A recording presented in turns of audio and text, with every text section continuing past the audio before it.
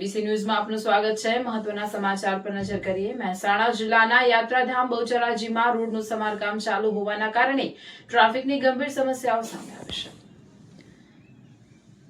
મહેસાણાથી વિરંગામ જતા હાઈવે ઉપર રોજના હજારોની સંખ્યામાં વાહન ચાલકો અવરજવર કરે છે। આ જ રોડ ઉપરથી પસાર થઈને મારુતિ કે હોન્ડા જેવી કંપનીઓમાં કામ કરતા કર્મચારીઓ સમયસર પહોંચવાની ઉતાવળ હોય છે।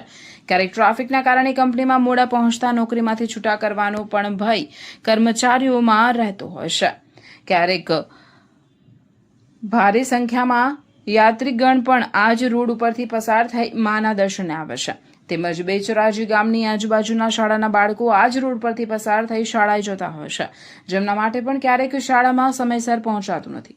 હજારોની સંખ્યામાં દુકાનદાર વેપારી ભાઈઓ માટે પણ માલસામાનની હેરાફેરી માટે આ ટ્રાફિકની સમસ્યા વિકટ બની ગઈ છે। જલ્દીથી આ રોડનું કામ પૂર્ણ થાય અને બેચરાજીની આમ જનતાની ટ્રાફિકની સમસ્યામાંથી મુક્તિ મળે, બસ એ જ જોવાનું રહ્યું। રિપોર્ટર મહાદેવ પંચાલ, બેચરાજી।